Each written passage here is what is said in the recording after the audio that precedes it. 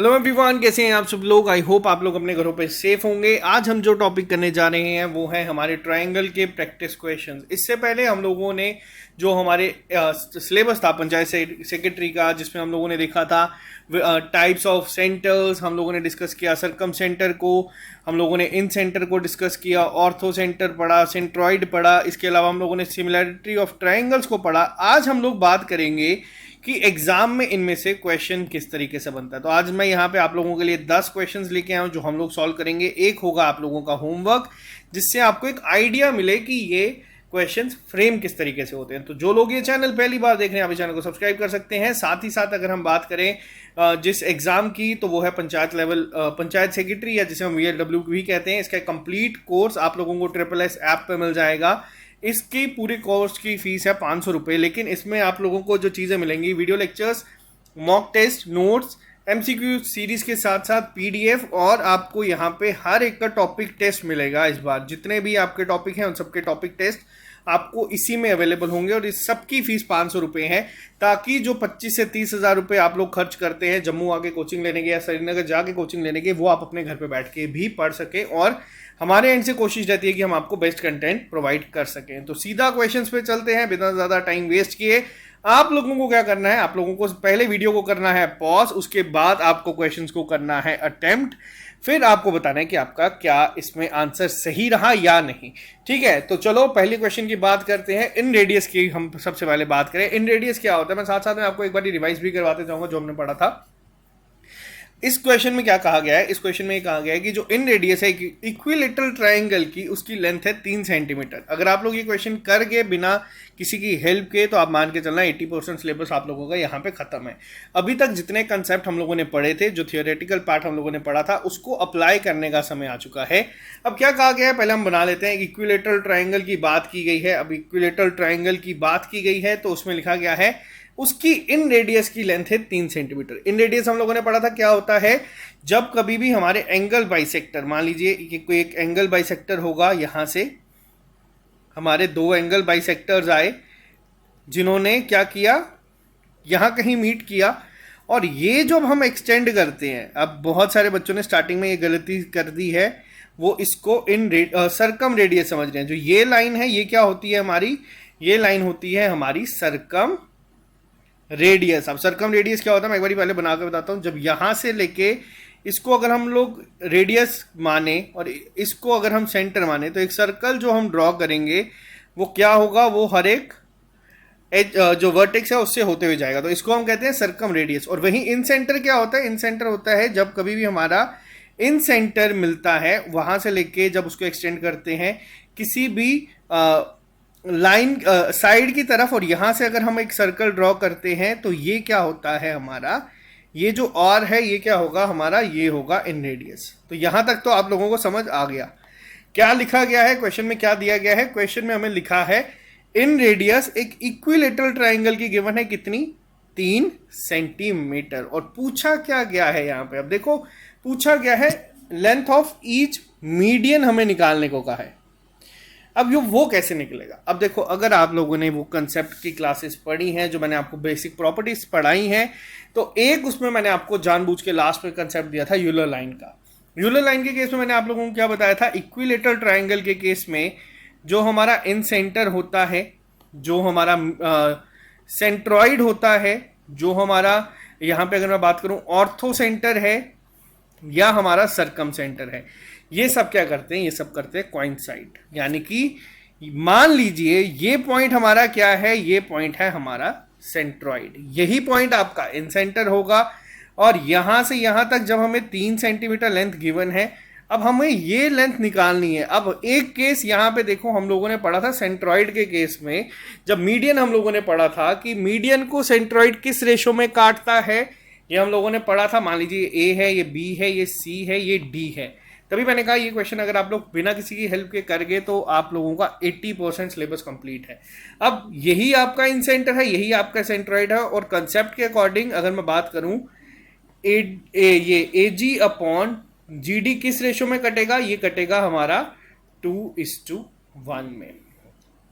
GD हमें given है कितना, GD हमें गिवन है कितना, 3 ये हो गया यहाँ से, और AG यहाँ से आ गया हमारा क्या, 6 सेंटीमीटर। लेकिन पूछा क्या गया है, अब वापिस से पढ़ो। बहुत सारे बच्चे क्या करते हैं, यहाँ तक क्वेश्चन निकाल देंगे, इसके बावजूद अब एग्जामिनर भी बहुत चला गया, वो यहाँ ना 4 की जगह 6 लिख देगा, और बच्चे जल्दी जल्दी देखें अच्छा 6 है, चलो आंसर, पेपर में जाओगे गलत हो जाएगा, नेगेटिव मार्किंग होगी। मैं क्वेश्चंस उस तरीके के लाया हूँ जिसमें आपका थोड़ा सा दिमाग लगेगा, आप लोगों को चीजें समझनी पड़ेगी। अब पूछा क्या गया है, मीडियन की लेंथ। अब मीडियन क्या है होगा हमारा, मीडियन है AD क्या होगा, AG प्लस GD, यानी कि 6 और 3, क्या आंसर आएगा यहाँ से, 9 सेंटीमीटर। ऑप्शन नंबर डी आपका सही आंसर। आई होप यहाँ पे आपको चीज़ें समझ आई होंगी। ये कंसेप्ट बहुत इंपॉर्टेंट है और ट्रायंगल के डिफिकल्ट क्वेश्चंस में आता है जिसमें आपको इतना सोचना पड़ेगा, लेकिन मैंने मैं मानता हूँ कि मैंने इस तरीके से आपको पढ़ाया है कि आप इतना सोच सकें। सारे कंसेप्ट यहाँ पे यूज होंगे। किस तरीके से हम लोगों ने देखा, इन सेंटर को centroid, ortho centre, circum centre, triangle के इक्विलेटरल ट्रायंगल के केस में क्या करते हैं, कॉइंसाइड होते हैं। इसके अलावा सर्कम रेडियस भी मैंने इसी में डिस्कस कर दिया थोड़ा सा, इन रेडियस हमें गिवन था, मीडियन निकालना था। अगर कंसेप्ट पता है तो बहुत आसान है, कंसेप्ट नहीं पता तो थोड़ा सा मुश्किल होता है एग्जाम में। सेकंड क्वेश्चन पे चलते हैं। अब मान लीजिए इस तरीके से क्वेश्चन दे दिया जाएगा आपको पेपर में, एक ट्रायंगल है ABC जो कि एक आइसोसेलेस ट्रायंगल है जिसमें एंगल C क्या बना रहा है, 90 डिग्री। राइट एंगल ट्रायंगल है लेकिन आइसोसेलेस भी है। अब बनाते हैं हम लोग ऐसे हैं, जल्दबाजी में क्या होता है, हम लोग इसमें थोड़ी सी गड़बड़ कर देते हैं। यहाँ पे ABC जो लिखने का स्टाइल है, लेकिन इसको हम लोग लिखेंगे इस तरीके से जो क्वेश्चन में गिवन है कि, और एंगल C कितना है हमारा, 90 डिग्री। और इसी के साथ साथ क्या लिखा है यहाँ पे, AC हमें गिवन है 5 सेंटीमीटर और पूछा है AB की लेंथ निकालो। अब देखो यहाँ पे क्या है, मैंने आपको उस दिन जल्दबाजी में पाइथागोरस का सिर्फ फॉर्मूला लिखा था, अप्लाई करना मैं यहाँ पे दिखा दूंगा।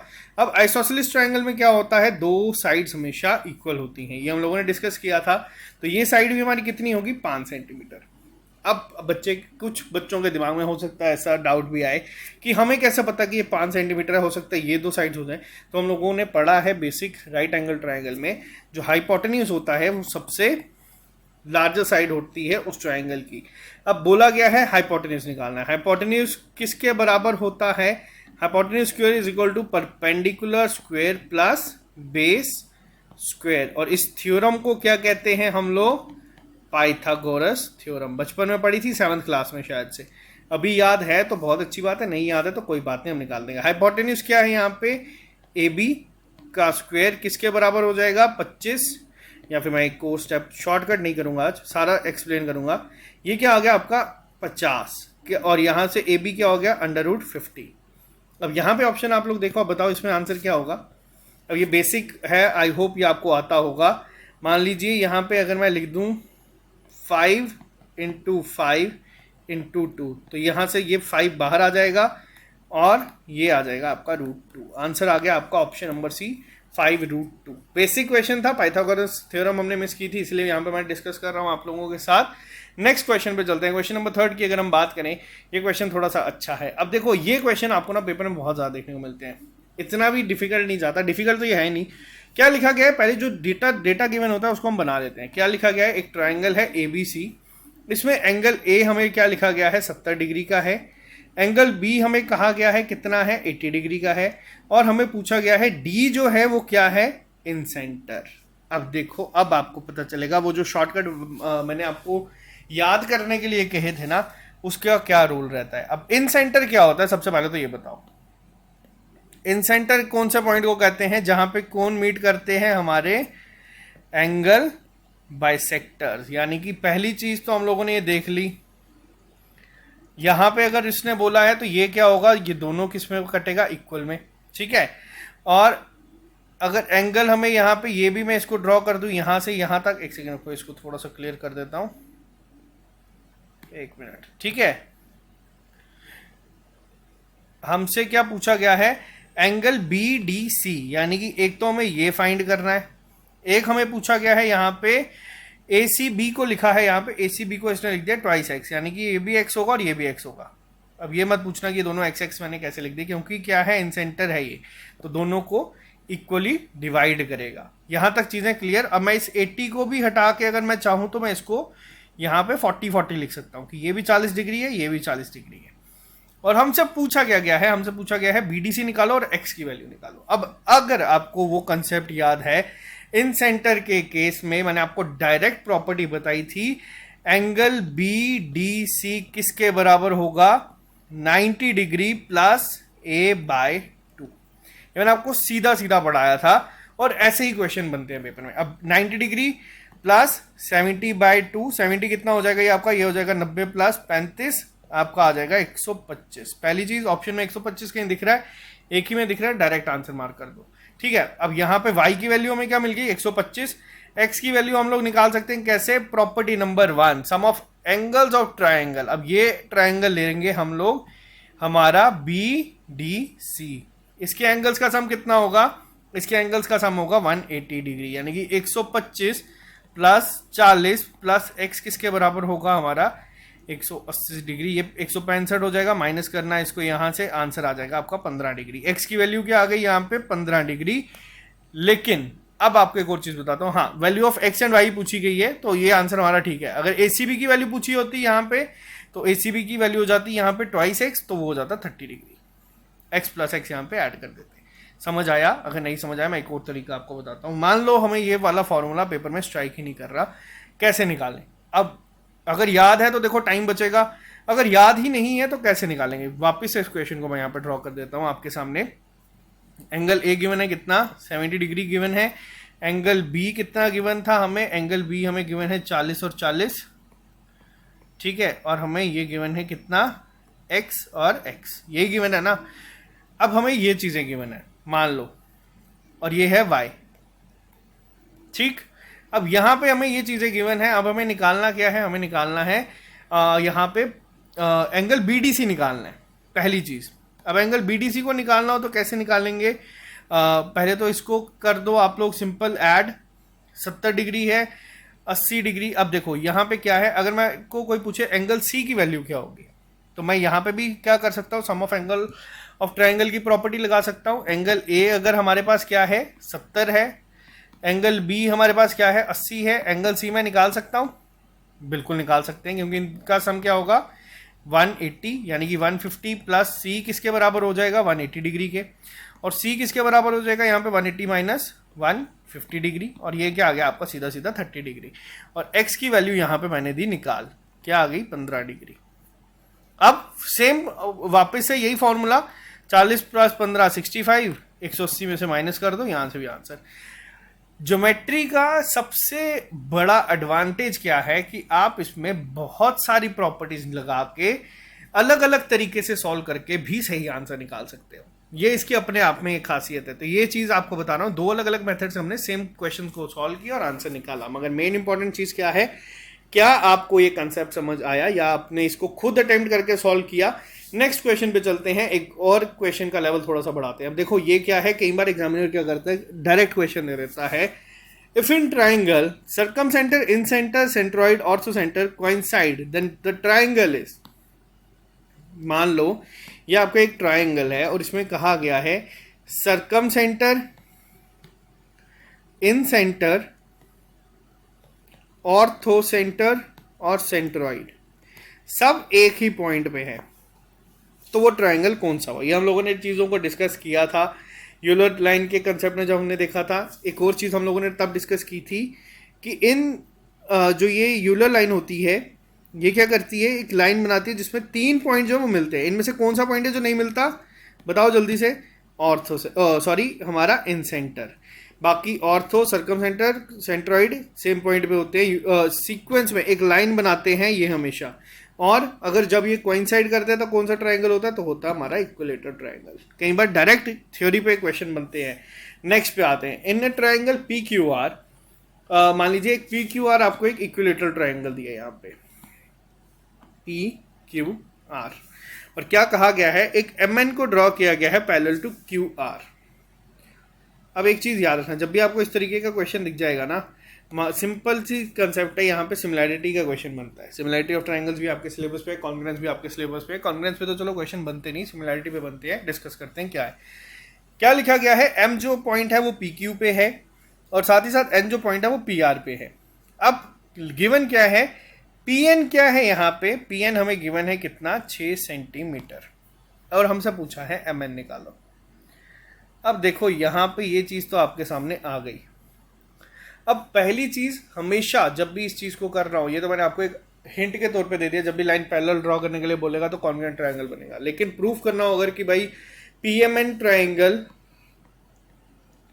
क्या सिमिलर है हमारे पीक्यूआर के, तो कैसे करेंगे। देखो मैंने आपको एक चीज समझाई थी, जब भी ये क्या है, जब अब याद आएगा आपको पहला लेक्चर, ये क्या बोला है, पैरेलल लाइंस है।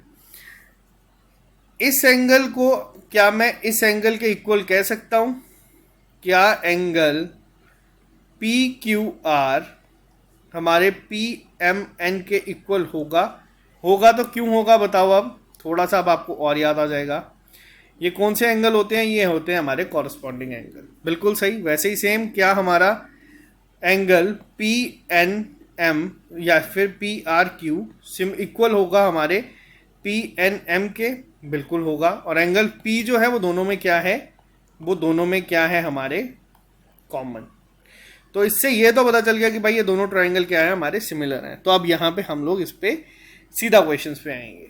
अब एक चीज और देखो, हमें यहाँ पे लेंथ गिवन नहीं है किसी भी चीज की, हमें एम एन निकालने को बोला। अब इसको निकालेंगे कैसे बताओ, सोचो थोड़ा सा कि अब एम एन कैसे निकालें। पहले तो चलो हम लोग निकाल देते हैं। अब देखो यहाँ पे हमें ये भी नहीं पता कि इस लेंथ, इसकी लेंथ कितनी है, या इसकी लेंथ क्या है, या इसकी लेंथ क्या है, तो हम पी एम निकालेंगे कैसे। तो आ जाओ यहाँ पे एक चीज और पे चलते हैं। अब देखो यहाँ पे मैं लिखता हूँ इक्विलेटरल ट्राइंगल के बाद सिमिलैरिटी में हम लोगों ने क्या देखा था, कॉरस्पॉन्डिंग साइड क्या होती है, सेम रेशियो में होती है।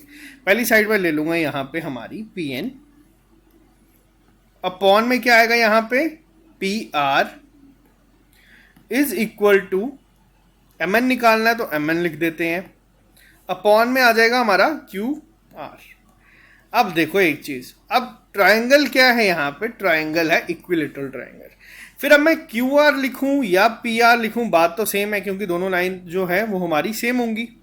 ठीक है, पी एन हमें गिवन है, कितना गिवन है 6 centimetre, upon P R is equal to M N upon Q R की जगह मैं वापस से पी आर लिख दूँ। अब पी आर क्यों लिखा, क्योंकि इक्विलेटरल है, ये भी इसके ये इक्वल होगी इसके कंप्लीट के, और ये भी आपस में तीनों इक्वल साइड होती हैं, तो ये आपस में कैंसिल आउट हो गया। एम एन हमारा यहाँ से क्या आ जाएगा 6 सेंटीमीटर, यानी कि ये जो ट्रायंगल बनेगा ये भी क्या होगा, इक्विलेटरल ट्रायंगल। तो ये एक इंपॉर्टेंट कंसेप्ट था आप लोगों को समझाने के लिए। आई होप आप लोग पहले आंसर निकाल रहे होंगे मुझसे, तो बहुत अच्छी बात है, आप लोगों का ये चैप्टर ऑलमोस्ट कंप्लीट हो चुका है। इसकी जो दूसरी प्रैक्टिस होगी ना, वो जब मैं प्रॉपर प्रैक्टिस सेट लेके आऊंगा तब आप लोगों को सही समझ में आएगा कि क्वेश्चंस कैसे करने हैं। क्वेश्चन नंबर 6 की अगर मैं बात करूं, आइसोसेलेस ट्रायंगल गिवन है, मैं बना देता हूं यहाँ पे आइसोसेलेस ट्रायंगल ए बी, जिसमें कहा जा रहा है, देखो ज्योमेट्री का सबसे बड़ा चीज क्या है, आप लोग जो चीजें गिवन है ना उसको एक एक लाइन को रीड करो और बनाते जाओ। ए बी को किसके इक्वल बोला गया है, ए सी के इक्वल,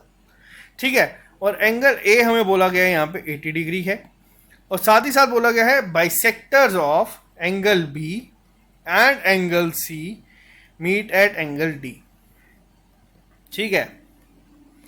ये हमें यहाँ पे क्वेश्चन में बोला है। बीडीसी की वैल्यू हमें पूछी गई है, निकालो क्या होगी। अब यहाँ पे क्या है, देखो फिर से सेम उसी तरीके का क्वेश्चन आ गया है। अब जब भी बात की गई है एंगल बाइसेक्टर्स की, ठीक है, बाइसेक्टर ऑफ एंगल बी और सी, जो ये पॉइंट पे मिलेंगे, इस डी को क्या बोलेंगे हम लोग, इस डी को बोलेंगे इन सेंटर। बना के देख लेना, कभी एक भी बनाओगे वो भी यहीं पे मिलेगा। अब पूछा क्या क्या है यहाँ पे, पूछा गया है यहाँ पे बीडीसी की वैल्यू निकालो। अब एंगल बीडीसी किसके बराबर होगा, जल्दी से आंसर मुझे चाहिए बिना ज्यादा टाइम वेस्ट किए, बताओ किसके बराबर होगा, angle A by 2 90 degree plus 90 degree. A कितना हमारा 80, 80 बाई 2 कितना हो जाएगा 40, 90 प्लस 40 कितना आ जाएगा 130 आपका आंसर। अब एक और चीज मैं आपको यहाँ पे पूछूंगा, पहले कमेंट बॉक्स में लिख के बताना, सरकम सेंटर, अगर मान लो ये सरकम सेंटर बोला होता तब किस तरीके से निकालते हैं एंगल बीडीसी।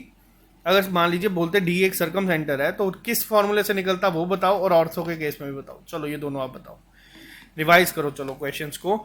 आई होप अभी तक 6 क्वेश्चन जो किए हैं वो आपको समझ आए होंगे। अब नेक्स्ट क्वेश्चन तो हम यहीं पे कर लेंगे, ऑर्थो सेंटर वाला। मान लीजिए एक ट्राइंगल है आपको गिवन ए बी सी। अब पहले मुझे साथ साथ में जरा ये भी बताओ, ऑर्थो सेंटर कौन सा पॉइंट होता है जहां पे कौन मिलता है, जहां पे एल्टीट्यूड्स में मीट करते हैं। हम किसी भी 3 साइड से एल्टीट्यूड ड्रॉ करेंगे, वो जिस पॉइंट पे मिलते हैं उसको ऑर्थो सेंटर कहा जाता है। अब क्या कहा गया है, बी ओ सी जो हमारा एंगल है वो कितना है 100 डिग्री, और हमसे पूछा गया है कि भाई बी ए सी बताओ क्या होगा। फॉर्मूला क्या था जल्दी से बताओ, फॉर्मूला था angle B O C is equal to angle A, sorry 180 degree minus angle A. अब गिवन क्या है यहाँ पे 100 डिग्री, 180 डिग्री माइनस, इसको आप करोगे आपको डायरेक्ट आंसर मिल जाएगा। क्या आ जाएगा? 80 डिग्री आंसर आपका सीधा सीधा आ जाएगा। और यही क्वेश्चन जो है आपका, वो जो टाइप गिवन है ना triangle and its various centre, उसमें यही चीज़ आपके सामने आती है। नेक्स्ट पे आते हैं क्वेश्चन नंबर 9 के ऊपर। सॉरी मैंने क्या 2 बार 8th क्वेश्चन लिख दिया यहाँ पे, चलो कोई बात नहीं। अच्छा नहीं, क्वेश्चन नंबर 8 के ऊपर ही आते हैं। अब यहाँ पे क्या गिवन है, अब ये क्वेश्चन थोड़ा सा अच्छा है। ये क्वेश्चन भी आपका एक बेसिक कंसेप्ट से निकलेगा। आप इसको अगर बनाएंगे, मान लीजिए 3 साइड गिवन है आपको 6, 8 और 10। अब हम बात करेंगे यहाँ पे एक ट्रिपलेट के फॉर्म में। जैसे मान लीजिए एक आपका राइट एंगल ट्राइंगल है, अगर एक साइड आपकी 3 है, एक आपकी 4 है, एक आपकी 5 है, क्या हो गया? ये हमारा पहला ट्रिपलेट। ठीक है, ये क्या मतलब हुआ कि जब कभी भी आपको साइड्स गिवन होंगी ना 3:4:5 की रेशो में, वो हमेशा क्या बनाएगा? वो हमेशा बनाएगा राइट एंगल ट्रायंगल, हमेशा। अब जब हमेशा से क्या मतलब, मैं आपको बताता हूँ। 3:4:5 की रेशो में, मान लीजिए इसको मैं 2 को से मल्टीप्लाई करता हूँ, ये हो जाएगा 6:8:10। फिर से अगर 2 से करूँगा या 1.5 से करूँगा, मान लीजिए इसको मैं 1.5 से करता हूँ, 1.5 यानी कि 3/2 से मल्टीप्लाई करता हूँ इसको अगर मैं, तो ये आ जाएगा हमारा, ये गया यहाँ से, या फिर इसको आप 2 से मल्टीप्लाई करो, जिस भी रेशो, मतलब सिंपल एक कंसेप्ट है। नेक्स्ट रेशो इसकी मान लो अगर हमें साइड्स गिवन है 12, 16 और 20, ये हमेशा सब क्या बनाएंगे? हमेशा सब राइट एंगल ट्राइंगल बनाएंगे। तो 6, 8, 10 आपको यहाँ से एक स्ट्राइक होना चाहिए। जब भी 3 साइड गिवन है ट्राइंगल की, वो क्या बनाएगा? वो हमेशा राइट एंगल ट्राइंगल को ही बनाएगा। अब इसको करते हैं एक बार, क्या गिवन है पहले क्वेश्चन पे आ जाते हैं। मान लीजिए एक ट्राइंगल है ABC ही, क्या गिवन है हमें? साइड 6, 8 और 10। 10 यहाँ पे क्यों? क्योंकि हाइपोटेन्यूज सबसे बड़ी साइड होती है उस ट्राइंगल में। अब बोला गया है लेंथ ऑफ मीडियन निकालो। मान लीजिए BD कोई एक मीडियन है राइट एंगल ट्राइंगल पे, उसकी क्या लेंथ होगी? ये अब कंसेप्ट, एक कंडीशन मैंने आपको पहले बताई थी। BD किसके बराबर होगा? मीडियन की लेंथ क्या होती है राइट एंगल ट्राइंगल के केस में? जल्दी से आप लोग बताएं। Half of hypotenuse. कोई फॉर्मूला नहीं, आप लोग इस पे जितने मर्जी लॉजिक निकाल दो, आपको बहुत टाइम लगेगा, सीधा आंसर निकल आता है 5 सेंटीमीटर। अब यहाँ पे आई होप आपका एक कंसेप्ट क्लियर हुआ होगा। ठीक है, हाफ ऑफ जो मैंने आपको बताया था, हाफ ऑफ हाइपोटेन्यूज क्या होता है? Length of median in case of right angle triangle. लेकिन अब ये चीज हमें समझ नहीं आने के लिए ट्रिपलेट का पता होना जरूरी था, जो हमने यहाँ पे डिस्कस कर दिया। 9th क्वेश्चन के ऊपर चलते हैं हम लोग। क्वेश्चन नंबर 9 क्या कहता है, एक बार उसको भी देख लेते हैं, एक सेकेंड रुकिएगा। क्वेश्चन नंबर 9 की अगर मैं बात करूं, यहाँ पे अब ये क्वेश्चन जो है ना, आप में से जो बच्चा एक क्वेश्चन कर जाएगा, मैं मान लूंगा 90% उसका ये टॉपिक कंप्लीट है। 5 सेकंड के लिए हो सके तो वीडियो पॉज करना, एक बार खुद अटेम्प्ट करना, फिर आंसर कमेंट बॉक्स में लिख के बताना है। अपनी नोटबुक पे नोट कर लेना क्या है। अब देखो लिखा क्या है, एक ट्राइंगल गिवन है हमें PQR, ठीक है, और 2 पॉइंट है S, जो कि हमारा कहाँ पे है? PR पे। अब ये चीज को थोड़ा ध्यान से पढ़ा करो, S कहाँ पे है? PR पे, और T कहाँ पे है? हमारा PQ पे। ठीक है, अब ये आपके सामने है, इन्होंने बोला ये आपके सामने है। अब क्या लिखा गया है? Angle PQR is equal to angle PST। अब देखो यहां थोड़ा सा ध्यान से क्या लिखा गया है, आपको खुद समझ आएगा। अब क्वेश्चन ये बहुत ही ज्यादा इंटरेस्टिंग है, ये क्वेश्चन बहुत ही ज्यादा ट्रिकी है। अगर आप लोग जल्दबाजी करोगे ना, आप लोग इसको S को यहां बना दोगे, T को वहां बना दो, क्वेश्चन गलत। अब है क्या यहाँ पे? देखो वापस से अगर ट्राइंगल की सिमिलैरिटी प्रूव करनी है PQR की और PST की, तो सबसे पहली चीज क्या गिवन है हमें? एंगल S किसके बराबर है? एंगल PST किसके बराबर है? एंगल PQR के। एंगल P जो है वो दोनों में कॉमन है, क्योंकि ये इस ट्राइंगल में भी आ रहा है, ये नीचे वाले बड़े ट्राइंगल में भी आ रहा है। अब इसके साथ अब एक देखो, अब जब 2 एंगल कभी इसकी एंगल ट्राइंगल के सेम है ना, वो तीसरा ऑटोमेटिकली सेम हो जाता है, क्योंकि तीनों का सम 180 डिग्री है। एग्जांपल के तौर पे मान लो ये 70 डिग्री है, ये 50 डिग्री है, तो ये आपका कितना आएगा? 70, ये भी 60 डिग्री आएगा। ठीक है, अगर ये 50 है, ये 50 है, तो 70, 50, और ये भी क्या आ जाएगा? 60 डिग्री। तो यानी कि ये तो प्रूफ हो गया कि ट्राइंगल क्या है, ये ट्राइंगल है हमारे सिमिलर। यहाँ तक समझ आया। अब सिमिलर ट्राइंगल तो हमने बना दिया, अब हम लोग क्या करते हैं, हम बहुत जल्दी करते हैं। अब लेंथ कितनी गिवन है, PT की लेंथ है 5, PS की लेंथ है यहाँ पे 3, TQ की लेंथ है यहाँ पे 3 और SR की लेंथ है यहाँ पे हमसे पूछी गई। कैसे निकलेगा अब ये बताओ। अब बताओ इसका आंसर क्या होगा, बताओ इसका आंसर क्या होगा। अब हम लोग क्या करते हैं, कई बार जल्दी जल्दी करते हैं, PT upon PQ is equal to PS upon ये बड़ी साइड PR, इसको निकालोगे। ये आपको मैं बता रहा हूँ, ये आपका गारंटी जो है गलत हो जाएगा। रीज़न क्या है, अब ये समझना। ट्राइंगल सिमिलर है, कॉरस्पॉन्डिंग साइड हमेशा किस में होती है, सेम रेशो में होती है। तो ट्राइंगल जो है ना, अगर हमें लेना है ना, मैं ऐसे बनाऊंगा PST।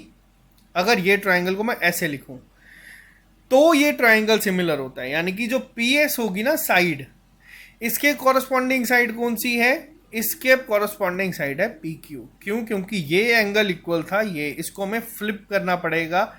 आई होप आप लोग ये पॉइंट समझ रहे होंगे, काफ़ी इंटरेस्टिंग पॉइंट है। मैं यहाँ पे को लिख देता हूँ, एक बार इसको क्लियर पिक्चर बनाता हूँ, वापस से समझने की कोशिश करना। PTS और ये है आपका, एक सेकंड, यही है ना PT, हाँ, और ये आ गया QR। अब ये एंगल जो है वो इसके इक्वल है, तो इस PQ की कॉरस्पॉन्डिंग साइड कौन सी, PS। तो अगर बनाना होगा तो कॉरस्पॉन्डिंग साइड PS के कौन सी होगी, PQ, और PT की कौन सी होगी, PR। ये पॉइंट समझना होगा, कॉरस्पॉन्डिंग साइड का यही कंसेप्ट होता है। अगर नहीं समझ आएगा वीडियो को रिवाइंड करके वापस देख लेना। अब जो डेटा गिवन है वो हम लिख लेते हैं। PS गिवन है हमें 3, PQ हमें गिवन है यहाँ पे 5 + 3 8, PT गिवन है हमें कितना, PT गिवन है 5 और PR हमें यहाँ पे निकालना है। ठीक है, अब इसको आप लोग सॉल्व करो, x वहाँ पे जाएगा, ये हो जाएगा 40/3। अब ये तो क्या आया हमारे पास, ये आई है पूरी लेंथ।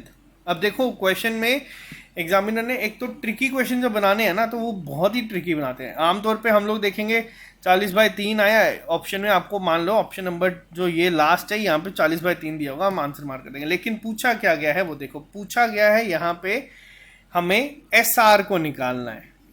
ये पॉइंट हमें सिर्फ इतना निकालना है, ये लेंथ हमें निकालनी है, पूरी लेंथ हमें नहीं निकालनी है। PS कितनी गिवन है हमें यहाँ पे, PS गिवन है 3 और ये SR हमने निकाली है 40/3।